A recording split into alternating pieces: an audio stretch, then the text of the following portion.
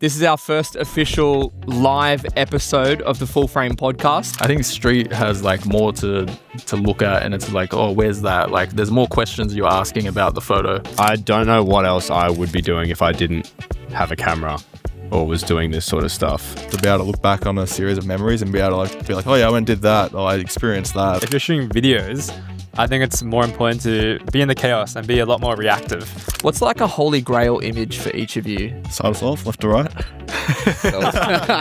Give me some time to think. Hello and welcome. This is our first official live episode of the Full Frame Podcast. So raise your hand if you're tuning in already and you've been watching the Full Frame Podcast.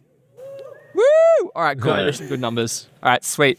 So today we're talking about all things urban exploration, city and street photography, and I'm joined by Willis, Andy, Jayson, and Mike. So if you guys want to just give yourselves a bit of a brief introduction, but round of applause first. All right, Mike. Oh, g'day guys. My name's Mike, otherwise known as North Borders. I make YouTube videos, try to upload as often as I can, usually every week. Mainly in the automotive space now, but every now and again I do like to do a bit of street photography and storm chasing. My name's Jayson. I'm from here in Sydney. I do mainly travel and tourism kind of shooting, as well as street photography, trying to put that into my content and various kind of brand tech stuff. Hey everyone, I'm Andy. I'm a travel content creator who really enjoys filmmaking and just love getting out there around the world exploring, and I like the outdoors a lot. That's cool. Hey guys, I'm Willis. I'm a travel and sort of nature of all fields, tech, street photographer, and sometimes videographer. And I'm often around streets of Sydney shooting reels and all sorts of content for Instagram. Cool. What really drew you all to city and street as a genre specifically? Because I feel like a lot of photographers kind of find their footing because it's a really accessible genre. So like, what drew you all in initially? To be honest, I didn't actually really start with street photography. I didn't go into the city actually initially when I first started with my photos. I was actually shooting because where I grew up in a lot of wetlands. So I started shooting around that sort of area, and then eventually found myself not necessarily getting bored of that, because I still like to go out in nature sometimes as well. But I slowly started to want to get into like a bit more urban sort of street, city and street sort of style. And then basically just started going out at nighttime into my city, because I was very interested with night photography. I think it just started because I was out during, obviously I was like, when I started with photography, I was a teenager. So I was going to school obviously during the day and then doing homework at night or something like that. And then after that, I was really interested in night photography, which I feel like a lot of people didn't really do. And I was just drawn to it weirdly enough. So a lot of the time I just found myself out at nighttime and really getting interested in that sort of space.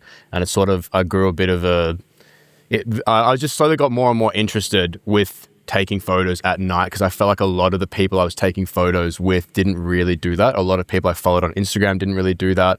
So I just wanted to see what that was like and where that was going to take me. Yeah, nighttime street photography didn't really exist. No. Then at all. No, definitely not. Yeah, exactly. Yeah. Anyone else? Yeah, well, mine started, funnily enough, not with street as well. I was doing content for gyms and stuff. And then I ventured off into street during lockdown, like the first lockdown, because there was nothing to shoot. When they kind of eased the restrictions and that, I was like heading into the city at nighttime to shoot. And that's where I kind of got into street, because gym was still shut because of all the funny stuff happening. And then, just kind of wanted to learn more about the camera and the settings and stuff. So that's why I started heading into the street. Just as you said, it's accessible. Anyone can go anywhere and do it. So that's how I started. For me, in 2017, I took a gap year and I fell very sick with the travel bug. And basically just with traveling, every city has its own charm, and naturally you just want to document where you go and all the beautiful places in the world. Anywhere from Tokyo to Copenhagen, there's some charm everywhere. So that's where I really started falling in love with the streets and the cities. Yeah, I was in school at the time. I was only like a year 10, year 11 student.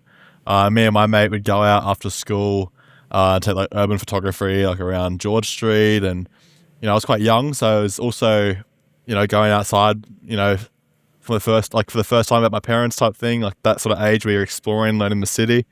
So as part of that, I'd walk around the city with my mate for hours on end, usually like the last train home, looking for like the next cool spot, like whether that's a cool bridge or like, a cool like alleyway or neon light. There was always something exciting. And a lot of that was influenced through like Instagram and YouTube itself. So, yeah.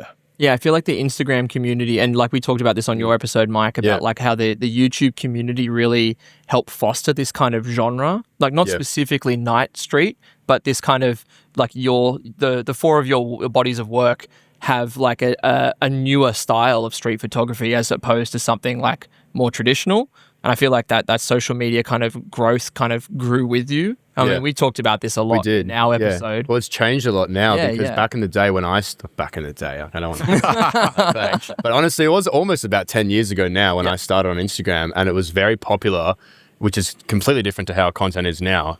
Content now is all about showing your face and getting online and showing your personality. Whereas when I started, and the reason why my name is North Borders is because a lot of the photographers that I followed, it sort of followed the sense of graffiti in the sense where you'd have like a second persona. You'd have a different name. You'd have an account on Instagram that had nothing to do with you. It was almost like a second personality. And you'd go out and there would be this page on Instagram that just uploaded really cool photos and you had no idea who the photographer was or who was behind it. So it was very anonymous. And that was really cool to be a part of that. And that's what I wanted to be. But now, 10 years later, it's almost, you'd say it's the complete opposite. Yeah, definitely. What were some of those challenges in the early days when you were first kind of breaking into this genre? I'd say, it shouldn't be this, but gear. Gear was a weird challenge because, I used to use a dodgy, entry-level camera. And yeah, you used to always, you'd see on Instagram all the shallow aperture lenses and all the really cool, 1.4s, 1.2s. And, that's what made night photography a lot easier in a sense. So I often, would sit there, setting my tripod up and go, if only I had this, and I'd be able to, shoot it a lot faster without having to, get my camera perfectly secure so I can put my shutter speed further down and get better light into the camera. Yeah. So gear, and then accessibility in terms of travel. I was very young, so I wasn't really able to travel yet. So yeah. But then you get to know your city really well. Yeah, exactly right. I could probably draw not George Street, I could draw the whole CBD out right now if you asked me to, which is a bit sad, but I'm working on Tokyo next, so that's a bit more of a challenge. Yeah. I feel like street photography as a genre as well, not just street in a traditional sense, but also like urban exploration and stuff.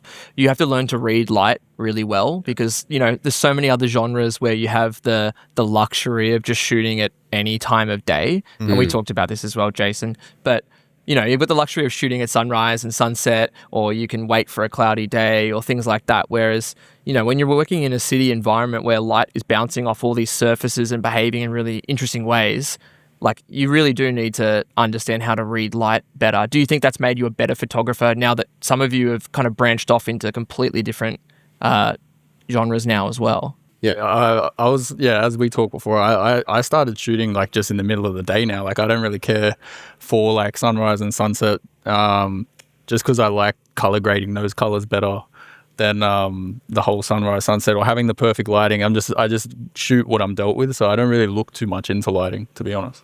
Yeah. Yeah, I think purposefully I quite like to shoot in specific environments, when it's raining outside and there's a whole week worth of rain, which we've been fortunate and unfortunate to have recently, a lot of rain, but that creates for quite a nice environment, especially in some of the streets that sort of are linear to George Street in the city. So yeah, if it's raining, that'll entice a lot of us street photographers to go out and shoot in, especially during winter if it's foggy in the morning. I still haven't made it out of bed yet to shoot the fog. Maybe next year. But yeah, a lot of these environments are very completely another example is, some people like to travel to very northern, hemisphere sort of cities in winter to shoot in those snow-capped cities like Hokkaido in Japan. Yeah, that's a city under snow. So yeah, when you can control the environment and the lighting, it's definitely enticing. But a lot of time, like what Jayson was saying, sometimes it's just plain daylight's actually more fun because you can do more of a stylistic grade to it. No, I get what you're saying though, because you kind of, it helps build your photo and your emotion when you shoot under certain conditions. Yeah. Especially when it's raining. Is like I'll try and plan. And I feel like I always get the bad luck as well when I try and plan. Melbourne's always raining. I'm from Melbourne, and it's always raining. And then I'm like, okay, finally I've got the energy and I've got the idea, and I want to go out and take a photo. And then I get out there and like I'm all dressed up in rain gear, and it just doesn't rain. In your Well, your it's bright not yellow enough rain rain jacket? sometimes. Huh? Your bright yellow rain. In my jacket? bright yellow, yeah, Curious George owner jacket, yeah, whatever, yeah. He's all ready. Yeah, I'm all ready, and then it's like sometimes it's not enough rain as well for my shot, where it's like, well, because we talked about this on our podcast with a wet down on a movie set, is what you taught me, right? You know, people will do a wet down on a movie set, and you gain an exposure of light, but sometimes it's not enough. It's sort of just like an ugly sort of rain. It's like it's enough to wet the ground and make a few puddles, but it's not actually raining, and it just looks sad, and not in a good way as well. Like not in the emotional way that I like to. So it's like a very specific type of rain and like a specific type of thunderstorm now that I look for. So I'm getting like more and more picky with my conditions, which is a good thing and a bad thing. I feel like it's a good thing because of the quality of the work that I look for, but it's a bad thing because then I'm really picky with when I like to go out and shoot. There's so many more variables I like to think about. I guess that opens it to the whole group. Do you head out open to the experience to find what you want to shoot when you go? Because like talking in a previous panel about street photography, do you stay open-minded and kind of see what experiences come your way? But you have just kind of elaborated on the fact that you'll have an idea and you'll actually set out to execute it. Like where does that sit across the group? Like, do you have an idea and you go and execute it like exactly how you want it? Or do you kind of just go out and hope for the best? I'm 9 times out of 10 hoping for the best. Yeah. When you're in a place, like we travel, my fiance and I travel quite a bit. So we're moving every 2-3 days, especially if you're doing like a Euro trip. So it's hard to plan, especially with the like the weather as we're talking about. You never know what you're going to get.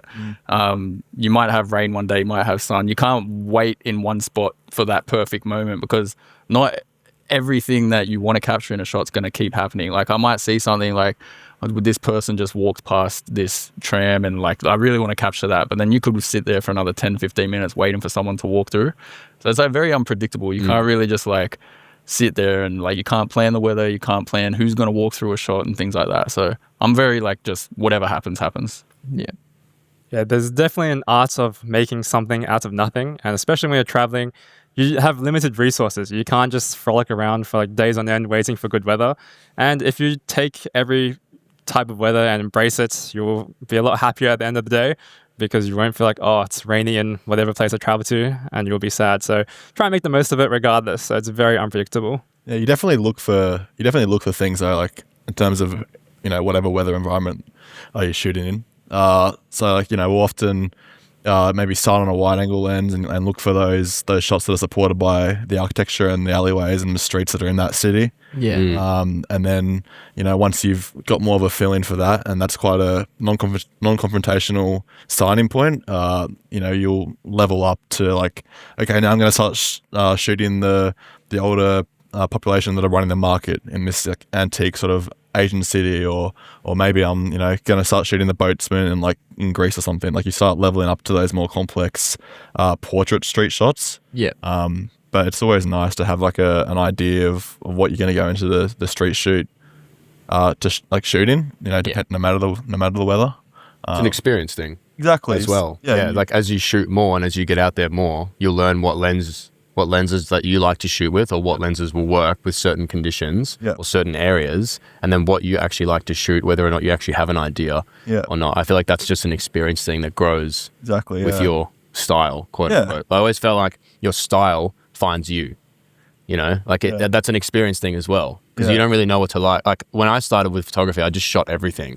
I just went out and shot heaps of different things, from like literally portraits, street, cars, food, and then slowly over time started to figure out what I like to shoot, and just eventually just did more and more of that. Then you can always doubling down on what I liked. You can just cull it down to like you can cull it. You can cull your style like in post, which is nice. So I feel like that makes you a better photographer overall. Like if you start as a jack of all trades, it means that you learn the skills, and you'll pick a skill from one genre where you're like, I learnt this about food, or you learnt this about street, and then you're like, oh, this is totally applicable to another genre. 100%. And I think it makes you a better photographer all around. Yeah, absolutely. When it comes to street, like, what is the approach? Like, are you anticipating any particular images? Like when you travel to another city overseas, for example, like, are you hunting specific locations as much as you are hunting composition? Or are you, we spoke about this earlier, maybe, but like contacting other local creators and seeing if they want to shoot? Where does that kind of, like, what's the mix of that?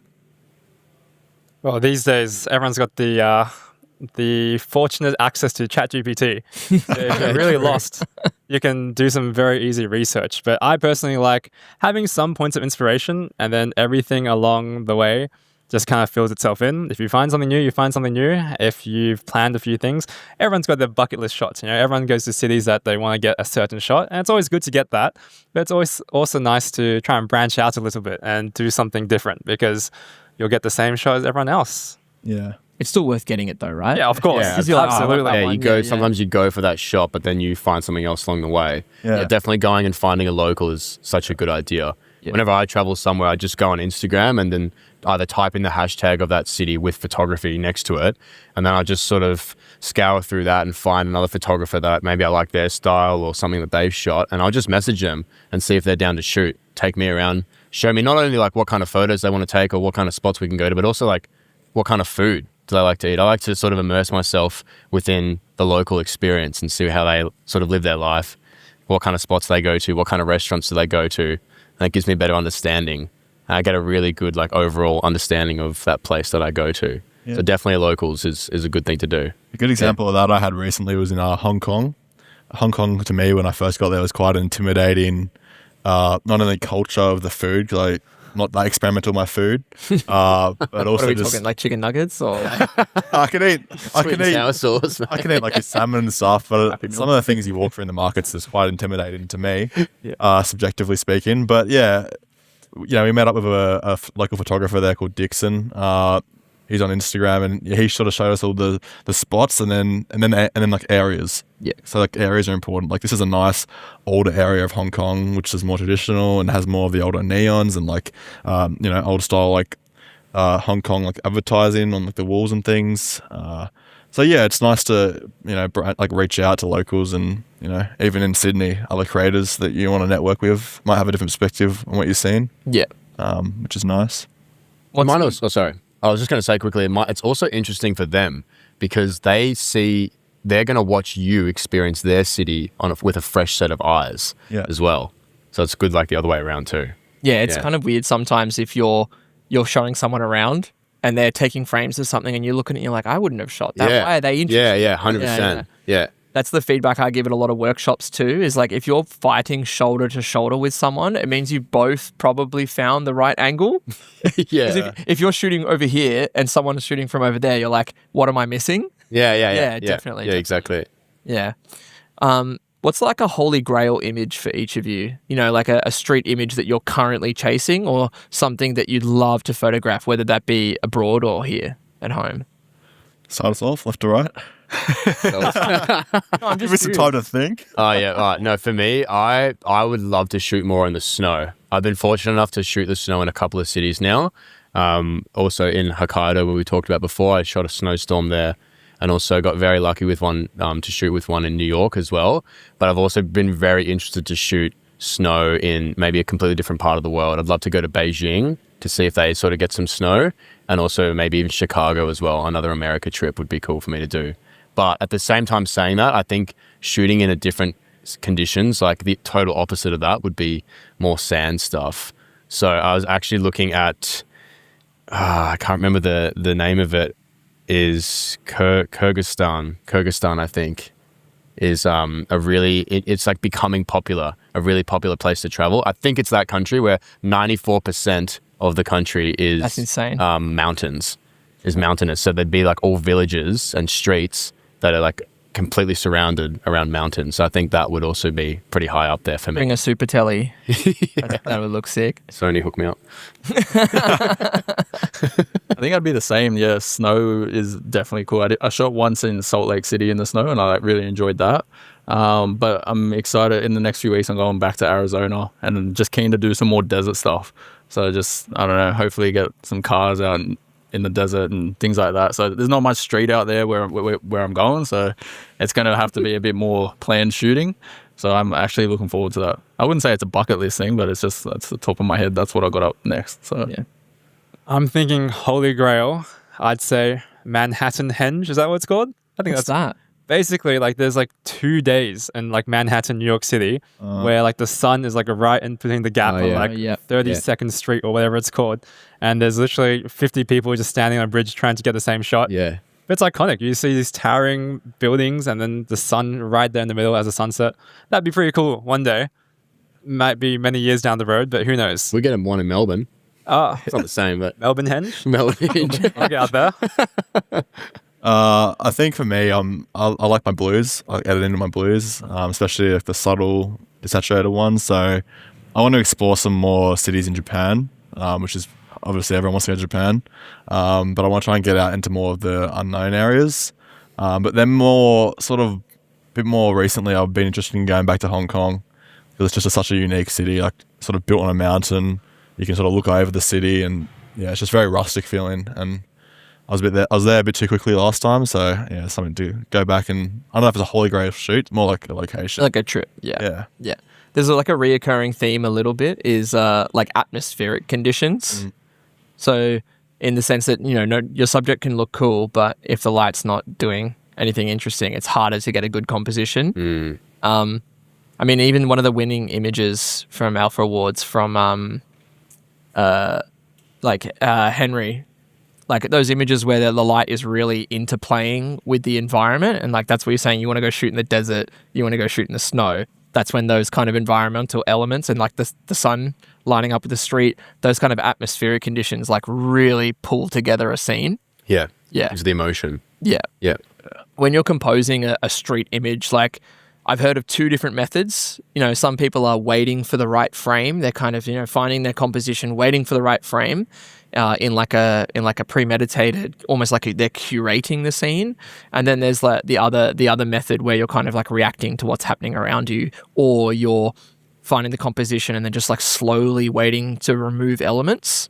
Like if there's those 2 methods, whether you're curating the scene or you're slowly like reducing things in the frame to get a nice clean image, like which kind of one do you prefer? Which one works best for you? Like, are you removing things or are you kind of like waiting for the scene to unfold? I sometimes love the chaos, but I also really like to get a candid moment no matter what. So as long as it's sort of within that sort of realm, that's sort of what I'm looking for. Is I don't really mind, like what you said. I think both options are great, but sometimes I just like to try and get a candid moment. Sorry. Yeah, there's a music video workshop happening downstairs. It's great for the podcast. Yeah, that's wow. That'd be interesting. You're gonna have to just talk way louder. Yeah, that's fine. But yeah, it's definitely the candid moments that are my favorite to try and capture. So whether or not it's got chaos in it or not doesn't really bother me. Yeah. It's all good because I think over the course of the whole hour or 2 hours that I'm out shooting, I'll probably get a range of different photos anyway. Yeah, to build my set. Yeah. Yeah, I don't think I got the patience to wait. I'm a more like reactor. I shoot whatever's happening. If I find something that I really like, I'll give it like 5 minutes max. 5 minutes max. Yeah, like 5 minutes and I'm out. All right. I got too much SED. iPad baby. Yeah, okay. Yeah. I reckon for photography, I'm more of a waiter. So get the scene, everything composed, and then wait for the subject to arrive. But if you're shooting videos, I think it's more important to be in the chaos and be a lot more reactive, because How does that work when some of you actually shoot both? Like actually all of you shoot both? See, I'd be the opposite. I'd probably wait to get a clean shot of the video as opposed to the photo. I don't know. It's just me. fair enough. I sadly think it's very impossible doing street photography and trying to capture or doing filmmaking at the same time. Like if you really want to be a great street photographer, you need to put the video camera down. Yeah. You need to just really nail the composition because a photo has to be perfect. A photo has to be perfect. A video doesn't have to be as perfect, but that's why you just need to really like lock into one or the other. Or try and multitask and you'll get a few gems every now and then. Yeah. But it's all subjective, isn't it? Like, Yeah, let's be real. super subjective. Like what I might like Mike might hate it. What is? Borders might. But yeah, I got too much OCD for it. I have to, yeah, to an extent, you have to call it a day. You can't just sit there for 4 hours and wait for a scene to unfold. But as long as the lighting is within like a 15 to half an hour window, I think you can usually have a little bit of play in terms of waiting for a somewhat relevant subject to walk through a nice patch of light, or you know how much time you spend on one particular street. Yeah, I don't think there's any rules, to be honest. Which is, we all have our own ways of doing it. But yeah, I'm too minimal to I can't have a busy frame. It has to be quite nicely set up. And Yeah, your work is very very clean and also like minimal. You're reducing all of those like distracting elements from the frame. So you definitely work the same way that I do, where once you find the comp, you're waiting for things to disappear as opposed to appear. Yeah, I'm not too good of the whole like run and gun like people thing. I like to show more like atmosphere. It comes back to atmosphere in a way. Yeah. Very like lighting and atmosphere, sort of environment based. Yeah, I feel like all four of your photography styles also kind of lean into showing a lot more of the scene and the atmosphere. We talked about this with you, Jayson, about shooting a slightly wider frame. One, you're kind of like anticipating the Instagram crop, which is unfortunate. We all do it. But secondly, you're also kind of, you want to show the environment in which the subject is in, as opposed to like a more traditional style of street photography. Like, I mean, some street photographers made their whole career on like 28mm, like right up in someone's face. Whereas I feel like all of your styles are very much more take a step back and really take in the whole scene. Yeah. So it's just interesting that there's like that small difference. I got an add-on to that. I was curious. When you guys shoot straight, photo, video, I think I know the video answers, but for photos especially, are you shooting landscape or are you shooting vertical? I only shoot landscape now. Recently, Yeah. mostly just Landscape just feels so good to shoot. You heard it here, folks. Yeah. Resurgence. We're bringing back landscape. Yeah. We're bringing back 16:9 instead of 9:16. Portrait just feels so unnatural to shoot. And a lot of the time, I get way too much negative space on the ground and the sky. It's really not that interesting. Obviously, like for certain shots, it's really going to work. Yeah. Especially, it depends. Like, you got to ask yourself, what are you actually shooting for here? Like you said, like, let's be honest, are we actually shooting for Instagram? Are we shooting for social media? Then maybe it makes more sense. But for me, especially, like, I like to have a landscape photo. I like to see a landscape photo better. It feels better to take a landscape photo. Yeah. But for me as well, I'm also making YouTube videos. So it's actually better to watch on YouTube to have a landscape photo as well. Yeah. No, I think that's interesting because I love landscape as well. Yeah. I think it just, everything looks better. Yeah. Sometimes on my Instagram, I get people asking me in like my carousels, like they make a joke about like how many like double like swipes there are. Like, on Instagram it's like 4x3 or 4x5, and you can like layer a landscape over stitch them two. together. How many can we fit in one post type thing in my comments and stuff. But Which is so funny because you're getting like comments about using that in a negative way, but that's how magazines and editorial pieces have worked for like the last like 50 years. Yeah. The images are meant to be displayed in a group. yeah. But you're getting like, oh, don't do that. People are so appropriatized to social media these days that Yeah. everything has to be like on the screen resolution size. But all the tools these days of AI and everything, you can shoot in landscape, and if it really needs to be a bit more vertical, you can just pinch it out a bit and gen fill, or fill in content aware and get a bit more like of the road or whatever. Yeah. It's also funny because on websites, everything, like on a desktop, when you build a website, everything needs to be landscape, and then you have to look at it on mobile. It all has to be portrait. So it's also like another bit of a nightmare. Yeah, when you're building your website for the first time and you check the vertical format and you're like, all the text is all... It ruins I've it. had comments on some of my, like, because I post horizontal videos, but like flip it kind of thing. Yeah. I've had comments that are like, good video, I'm not flipping my phone though. Cool. So how do you know it's good? You might have watched that like that. Fat neck crank. Like, Yeah. How has because obviously all of you built your businesses from social media as much as you did from, actually the photography or the filmmaking. How has the Instagram or the social media community really grown? Because I feel like all of you have basically pioneered that style of street photography in general. Well, a good question for you. You started pretty early, huh? yeah, I've definitely seen, like I was saying earlier as well, coming from someone who tried to be anonymous and then eventually started making YouTube videos showing a bit more of the behind the scenes, and then seeing that become very popularized across social media. A lot of people want to show off the behind the scenes of how photo shoots sort of work. And we're even seeing it now. Something that we didn't see a long time ago is even seeing behind the scenes of movie sets. More Marvel stuff and even stuff like Mad Max. I've seen just behind the scenes on Instagram now. Like that wasn't a thing 10, 15 years ago, but it's interesting to see more and more people, more and more content creators. The content creation industry, I think it's something crazy. I was talking to Tom Nosky about this. It's something crazy, like a $200 billion industry now. It is probably one of the biggest industries out there, apart from like oil. Like it's becoming a really, really big industry. And because a lot of brands now are starting to realize, we actually need to start doing social media because this is where everyone's heading. This is where the youth is heading. This is where the next generation. This is where we're going to advertise. A lot of businesses are starting to do it, and a lot of people want to start getting in front of the camera or creating content.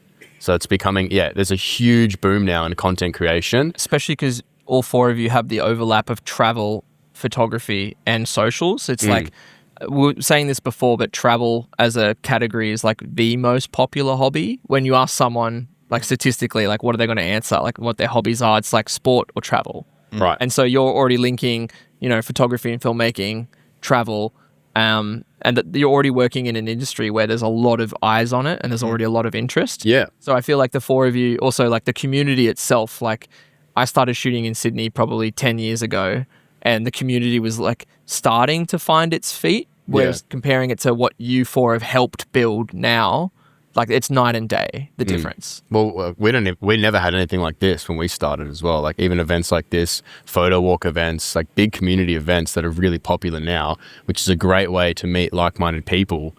I'm sure, like I can't remember a single one of those that happened when I was first starting. And I feel like That's at the heart of it, it's actually been street photography. Interestingly, like there's so many other genres, but meets or like the social media kind of link wasn't really there for a lot of other genres. Yeah, it all comes to like accessibility. Like you were saying before about like marketing on social media now. It's like everyone loves to travel. Everyone's always on their phones, and everyone has access to walking down the street every day. So it's like a beautiful combination of the three. It's just capturing things. Like what you're saying is like people like to capture things that maybe you miss, everyday things that you might miss. Yeah. And that's becoming more and more popularized now. Actually, a question though, in terms of like evolution. Since I started on socials, Reels were sort of starting out. TikTok and Reels like TikTok was already like 6 months old, and Instagram had just adopted that same format. And since I've sort of existed in that space, there's been a lot more attention in the modern day to more the filmmaking, more the video side of Reels. Whereas when I started, it was like still in its dancing phase, and all like the influencers were dancing on camera, and the BTS thing was sort of frowned upon in this industry. Like the whole like showing vertical photos in vertical video and showing the camera, and like it all looked a bit amateurish, and it's funny having sort of evolving in that sense. Yeah, I think bringing it back to street though, it's interesting because like you said, it is accessible, but also like if you're photographing a city or a location and you're trying to tell a whole story in Instagram used to be 1 by 1 and it was one image, but then like then you were limited to carousels, whereas like a reel, and that's where I feel Andy and Jayson have really pushed it, and you as well, but like being able to tell the story of a city, but now you've got 90 seconds or more, or if you want to do short form, you've got short form, but you've got the ability to tell the story of a location just like far more effectively. I mean, even if we stick to photography, back in the day, like you said, it was a 1 by 1 grid. You post one photo, that's it. Now you got long carousels. Now people are just getting more and more creative. Like you can do like stacks of 3 photos in one vertical post, which are all landscape. People are just like diving into like really nice aesthetic like typography on your images. There's still so much more room to be creative, even in just photography. And I think that's where a lot of evolution has really come in. And I think more will definitely come from next gen creators, or whatever you like to call it. Well, you see as well on Instagram, like they just love to swallow what other apps are doing. Like they took stories from Snapchat, they took reels from TikTok. So it's funny watching the apps as well evolve. And now I feel like that I'm overwhelmed with how much there is to do. So back in the day, right, you used to just post one, you used to go out and shoot. Now I'll go out and shoot and I'm like, I've got 20 photos to fill for a carousel. And I kind of know that I need to fill all 20 because Instagram's going to favor me if I Yeah. if I post a really big carousel set. But back in the day, you could just post one photo on Instagram and save 20 and just continuously post photos. And that was literally how Spam you it. started to grow. Yeah. You Yeah. just post like what you would post in a carousel now. Yeah. I do find that street images specifically perform really well as opposed to a lot of other genres. Why do you think that is? I think the photos are just more unique and different than, say, like a portrait or something, depending on like the background and everything. Unless you got a cool like portrait setting, I think street has like more to look at, and it's like, oh, where's that? Like, there's more questions you're asking about the photo. I think that's why, maybe. I think it's a huge player into why Japan tourism has become so popular. I think everyone sees places like Tokyo and cities in Japan, and they see how like sci-fi it looks, how like sort of different worldly it looks, and that attracts them to go and visit that place. So I think it's like I don't know, it's kind of interesting in a way because we're so sort of like in our phones, and we're always wanting to be somewhere else, and so it's like a nice way to like sort of escape where you currently are and like where you want to go, and yeah, it's interesting. It's easier to go to a cool city than climb a mountain or like just go hiking for hours. So cities are accessible. It's easy to get to. And yeah, just being able to literally look in the image, get inspired, and just take a flight, get there. That's something that's pretty special in the world, really. Yeah, you touched on it as well, Jayson, in another panel, but about investing in yourself to make these kind of, you want to create images, you want to tell a story, but you actually need to invest in the travel to make it possible. Yeah, so like as I was saying to you before, a lot of people will say to you like, oh, you're so lucky to do this, you're so lucky, but the people like that are saying that aren't like seeing what went in to get to that point. And it's kind of like starting a business. Like you're going to put an investment into your business, whatever it is that business is. But like for this, it was like paying for flights, paying for accommodation, paying for rental cars, the food, everything. Like it's a big investment in yourself to go and travel to all these different places, bank up a whole bunch of content, back yourself, post it, learn how to edit and all that kind of stuff. So there's a lot of time and stuff that goes into actually getting to this point. And I think the people that are wanting to get into it need to kind of, like, I don't think it's just going to happen like out of pure luck. So there is a little bit of investment money-wise that you have to put in to get to that point. I'm not trying to scare anyone, but like you might get lucky. You might have to do one trip only and you're set. But yeah, my fiance and I, we did a lot of trips just trying to shoot content and banked it up, learned to edit. And yeah, it was a big investment, but I mean, it's paid off. It was worth it. So we're going to open up the floor. There is a roaming mic. We've got Nelson over there with the roaming microphone. So if you'd like to ask the panel any questions, just wait for Nelson to move over to you because we are recording the audio. So this is a live episode. So we'll just wait for the microphone. Any questions? What would you say inspires or drives you? I can go. Well, I think something that's very inspiring or something that drives you is basically all of us, really. This is like our full-time job. This is literally like basically what we live for. And if you don't post content, you're going to fall behind. It'll probably affect you monetarily. And purely having the will to like pursue this lifestyle, like if you don't put the inputs in, you're literally just going to end up on the street, basically, So that's one way to really push you and drive you. That drives me. I honestly don't know. I'll add to it. I've got an addition. There you go. I used to always say to my mate Will, I used to always say, this is silly, this is to match your deep energy. We have like this unique experience at the moment where like photo and video is something that this generation have sort of had since the start. So it's kind of cool to be able to maybe in like 40, 50 years when, towards the end of life, to be able to look back on a series of memories and be able to be like, oh yeah, I went and did that, or I experienced that, or, I had that experience, I worked at that brand, or, me and my partner went here. It's really cool to be able to have the opportunity to look back. It's like the modern day photo book, like when your parents get you the old photo book out. I like dad law.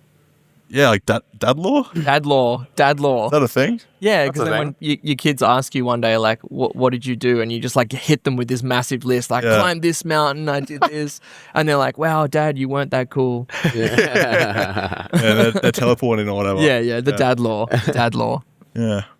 You guys like, I honestly don't know what else I'd be doing if I wasn't doing this. I sometimes think about that. I don't know if you guys think about that as well. But I don't know what else I would be doing if I didn't have a camera or was doing this sort of stuff. So that sort of helps drive me because I'm like Andy, I'm on the street if I'm not doing this. Yeah. I think for me, it's just like, yeah, sorry. No, I mean, I worked from like, out of school to the last 2 years. I've been doing this or whatever, doing jobs, like normal jobs, 9 to 5 or whatever. And then when I got that taste of doing this, it was kind of like refreshing and something new. And like, obviously I enjoy shooting and editing and the whole social media thing. So I think my drive now is not wanting to go back to what I was doing. It's just because like every day for me now, like I love it. There's so much freedom, travel, like to go do what I want and shoot, experience things. And yeah, I think that's my drive to just continue doing what I'm doing. Oh, he's got the merch.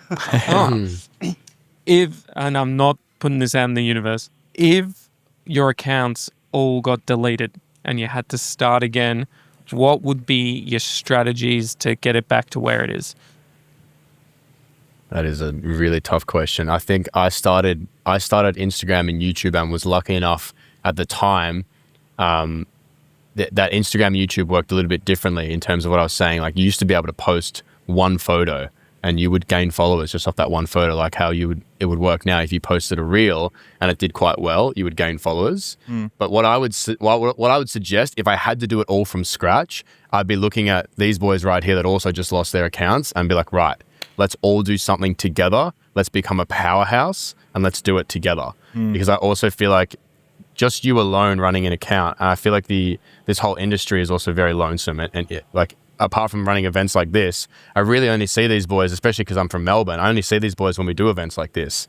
And this is also really great for me because it's nice to be able to bounce ideas and share ideas with creators. So could you imagine doing that every single day and becoming a powerhouse, helping each other and just being known and being in each other's videos and stuff and cross-pollinating with other people? I'd probably be looking at doing that. That's why I think events like this are so great, because you can meet like-minded people, go out together. I feel like all of us have done that in our own way, whether it's with our partners or with other friends. We've met like-minded people and helped grown together. I don't think you can answer it any better than that. Yeah. Nailed that. Any other That was questions? Like social media, it's such that you always have to post. And so how do you deal with, not burning out and with the amount of content that you capture? You're on the go, you're moving between countries. So how do you deal with the post-processing of all of that content and not burning out and still, picking up that camera the next day and be like, That's a great question. I'm going to go out and do that. For you guys.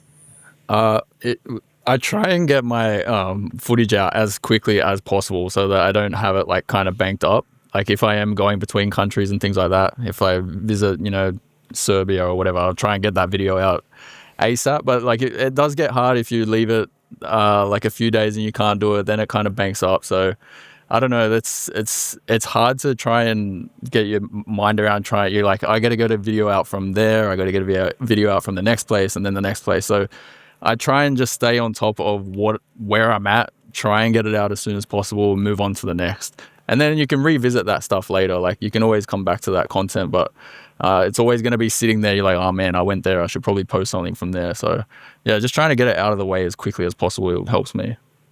I think on the other side, you really should be trying to be driven by passion, whether you need to really do what you actually enjoy, what you actually love.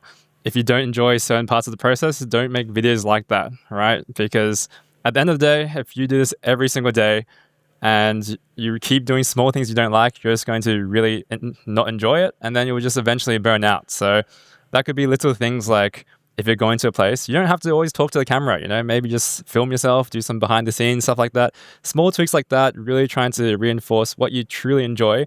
Like for me, I could probably take better photos and videos at different cities I go to, but I like to enjoy them too. I like to take it easy sometimes, and it's good to sacrifice that at certain times, because you don't always have to be the best photographer in the world, for example. Other than your main genres, so street photography, car photography, wherever you guys are from, what is another genre that you guys love shooting?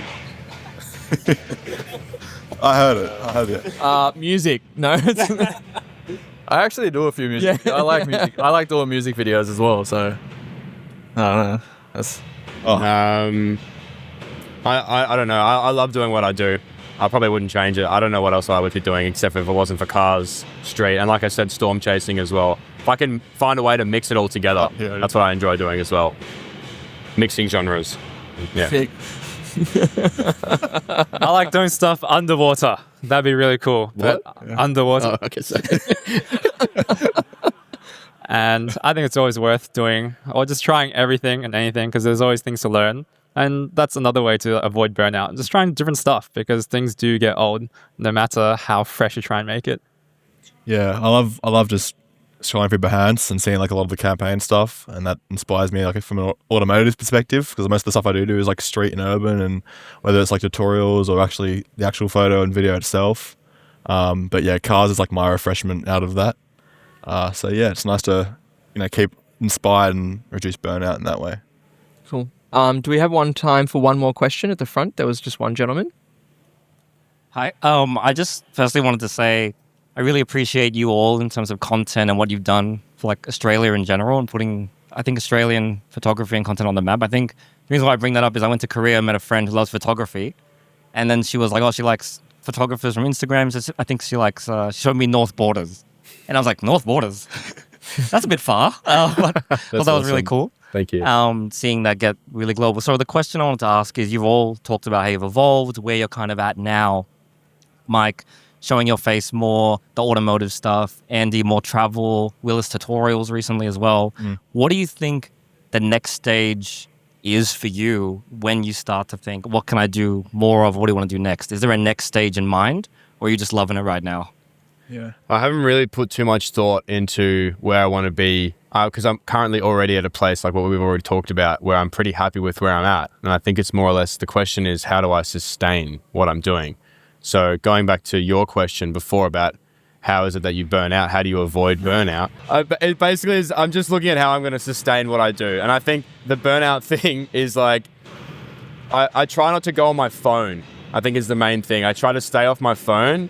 And as much as good as the internet is, and it's obviously allowed me to have a job, I've met all of these boys through the internet. I'm here at the Sony event because of the internet. I've met my partner through the internet. I've had so many great things because of the internet. But that's because I've used it in a good way. But there's also a bad side to it where it can make you depressed. It can make you feel unmotivated. You can have really negative effects because of the internet. So it's as good as it is bad. So make sure you use it in a good way. And don't abuse it. Don't doom scroll or anything. Put your phone away, lock it in a different room, and just work on what you're good at. Because you know what you're good at. So just keep doubling down on what you like to do and what you're good at. Thank you all so much for tuning in. And our first official Full Frame Podcast live episode. Huge round of applause for Mike, Jayson, Andy, and Willis. Thank you guys. Thank Love you. it. See you next week.